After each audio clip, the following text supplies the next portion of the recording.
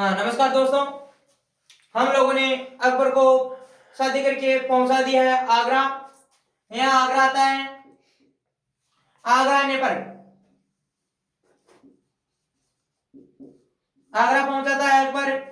अब जो पुत्री थी बारमल की, केवल उसको इतना ही पता था कि यह बारमल की पुत्री है।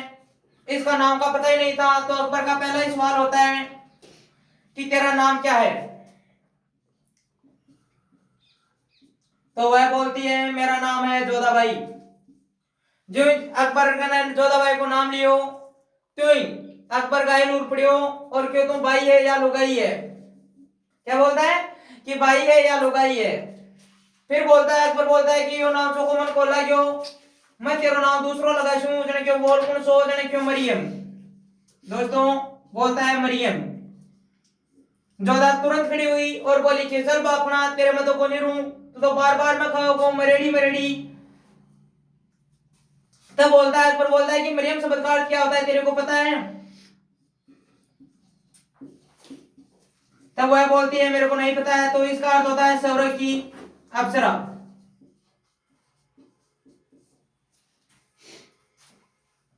तब जोधाबाई बोलती है कि दिन में 4 बार बोली थे मरेड़ी मरेड़ी कोई फर्क कौन पड़े। जोधाबाई का वास्तविक नाम मिलता है जो बारमल बोलता था हरकुबाई।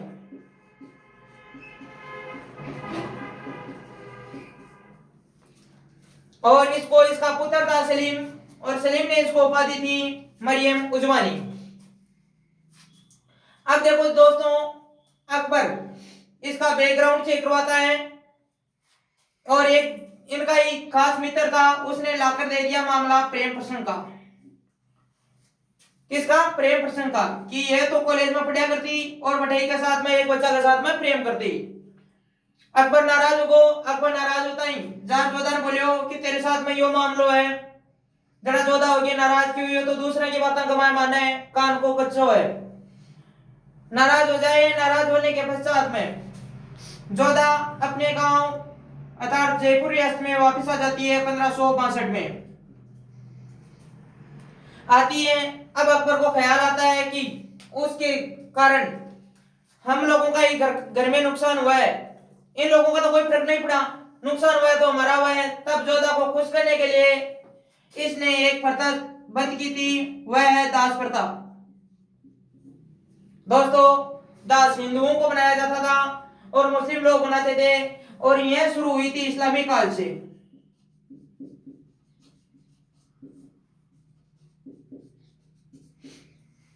इसके पश्चात अकबर इंतजार करता है कि जोधा का अब की बार कुछ ना कुछ होगा, फोन आएगा या बुलाने के लिए हमारे को बुलाएंगे। फिर भी कुछ नहीं करती है जोधा, याद ही नहीं करती है। तब जोधा को खुश करने के लिए 1563 में तीर्थ कर समाप्त करता है। दोस्तों तीर्थों पर हिंदू जाया करते थे, फिर भी जोधा इसको याद ही नहीं कर रही है। 1564 में इसने जजिया कर फिर समाप्त कर दिया कि आज के बाद में संपूर्ण देश में से कोई जजिया नहीं लेगा। अब देखो दोस्तों, जोधा आ जाती है आगरा। जोधा कहां आ जाती है? आगरा।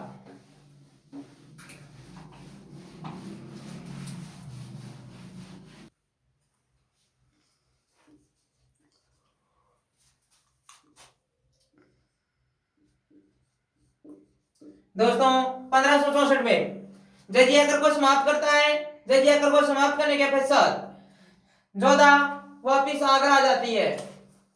दोस्तों आगरा आने के बाद में जो ही इसका एक गुरु था अकबर का,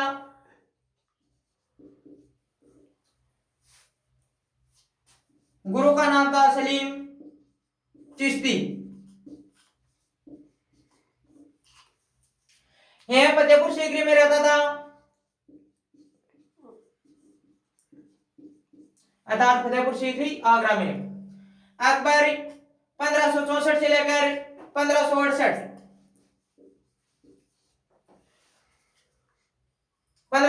तक ही इसके कोई औलाद नहीं हुई जोधा से।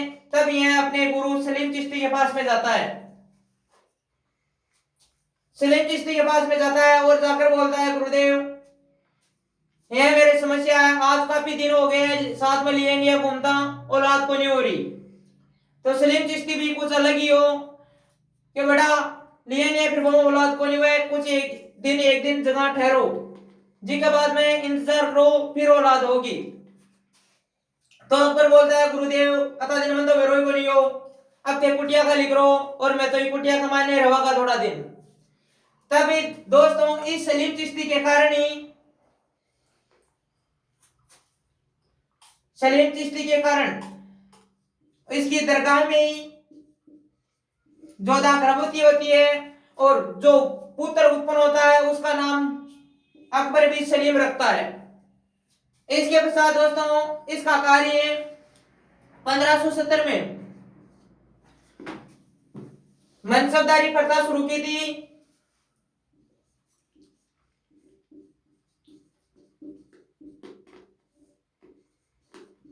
दोस्तों प्रथा है मनसबदारी, और मनसबदारी प्रथा विश्व में मंगोलों द्वारा शुरू की गई थी। मंगोल अर्थात चंगेज खान।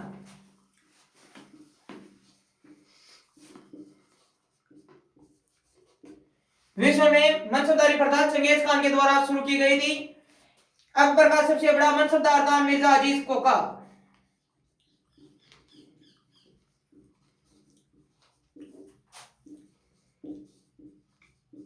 सबसे बड़ा मनसबदार है मिर्जा अजीज कोका, इसको 7000 मनसबदारी दी हुई थी। फिर इसके पश्चात आता है राजपूत शासक मान सिंह।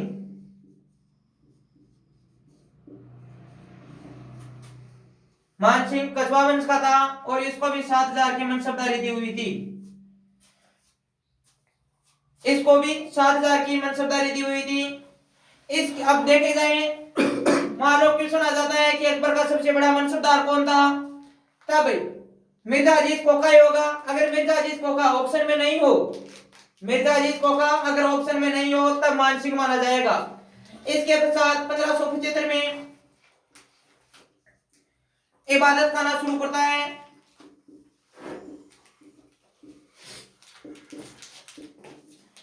और इसी इबादत खाना को 1578 में बंद करवा देता है क्योंकि सभी धर्मों में क्लेश हो गया था। दोस्तों धर्मगुरु थे सभी अलग अलग पढ़ा के बोलने लगे जिससे सभी धर्मों के लोग लड़ने लगे। 1578 में इबादत खाना को बंद करवा देता है, सभी धर्मों के लिए खोल देता है। इस 75 में इबादत खाने में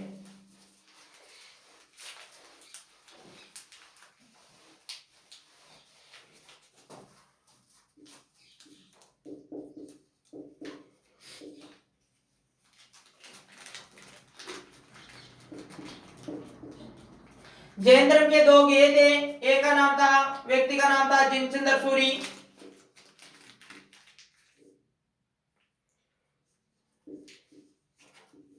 एक का नाम था जिनचंद्र सूरी और दूसरे का नाम था हरिविजय सूरी।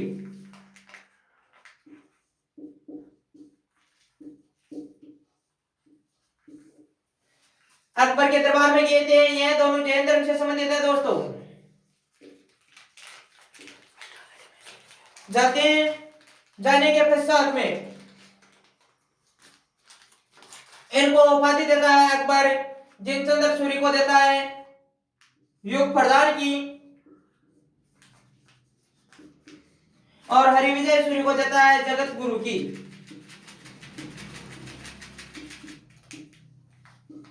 इन दोनों को यह उपाधि देता है। 1578 में इबादत खाना को बंद करवा देता है। बंद करवाने के पश्चात अकबर के द्वारा 1567 में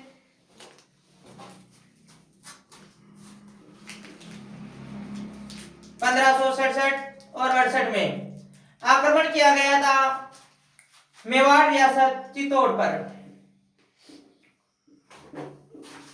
दोस्तों आक्रमण करता है चित्तौड़ दुर्ग पर और उस समय चित्तौड़ में महज 40,000 राजपूतों का कत्लेआम करवाता है। 40,000 राजपूतों को मरवा देता है। यह अकबर का सबसे भयानक कलंकित करने वाला अभियान था। लेकिन दोस्तों इतिहास में जगह लिखा हुआ मिलता है कि इस समय चित्तौड़ दुर्ग में महज राजपूत थे 3000। कितने थे? 3000 राजपूत थे। लेकिन ऑप्शन में 40,000 भी मिलते हैं। हकीकत देखा जाए तब 3000 राजपूत होते हैं इस समय, और यहां पर शासक था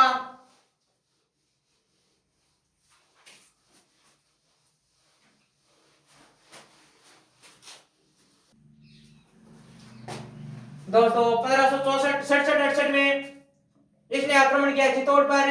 फिर 1580 में एक ईसाई मिशनरी आती है फादर एकवा विवाह के साथ में, और 1582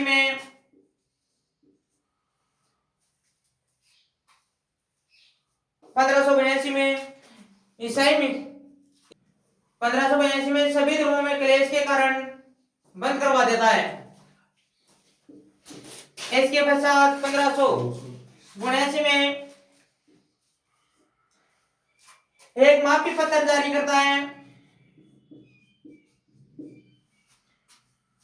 माफी पत्र जारी करता है कि एक बार अकबर लगभग आने माफ कर दिया कर दो, चाहे कोई भी काम कर देता या दंड दे देता तब। इसके पश्चात चलता है दोस्तों मारवा सैन्य अभियान।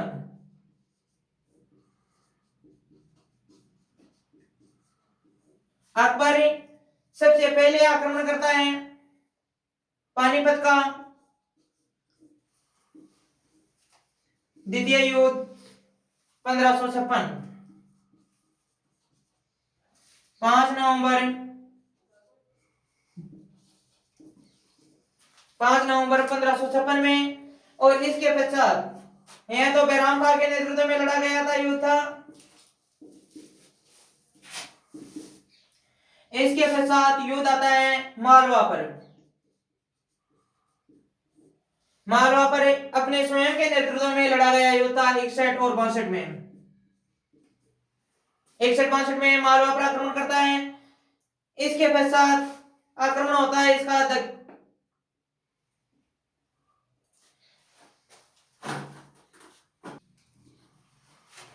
मालवा पर आक्रमण करता है बाज बहादुर के विरुद्ध।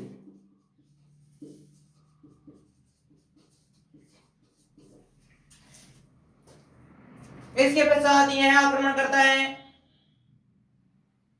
सरक्षकता दुर्गावती।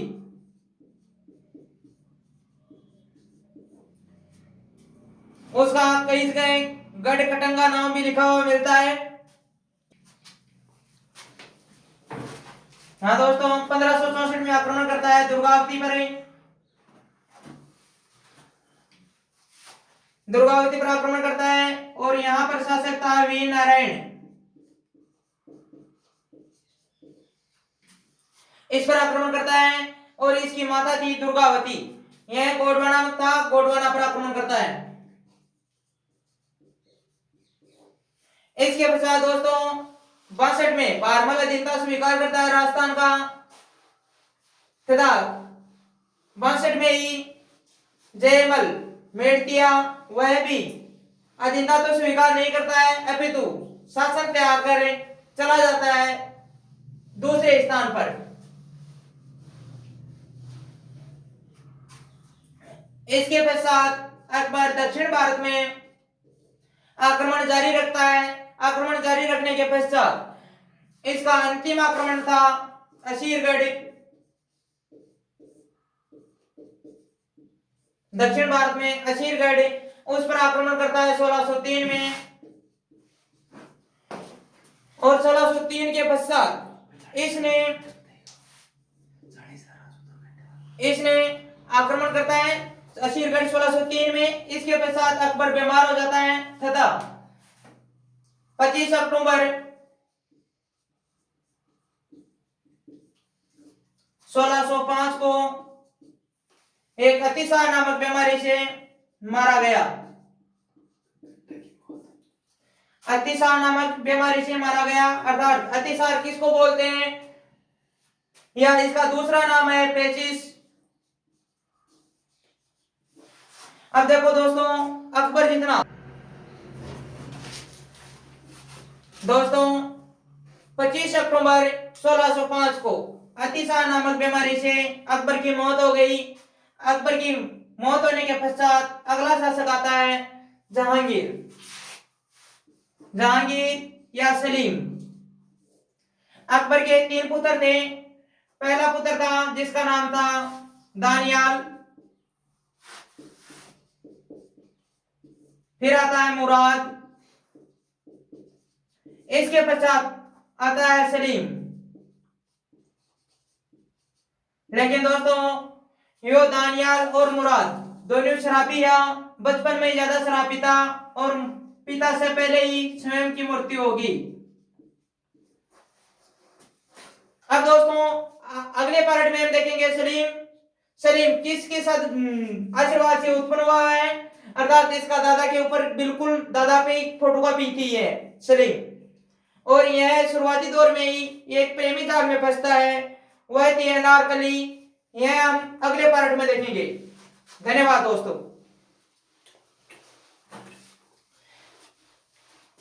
अब दोस्तों आप लोगों को हमारी मेहनत का पता चलता है तो आप हमारे चैनल को लाइक और सब्सक्राइब जरूर करें। धन्यवाद दोस्तों।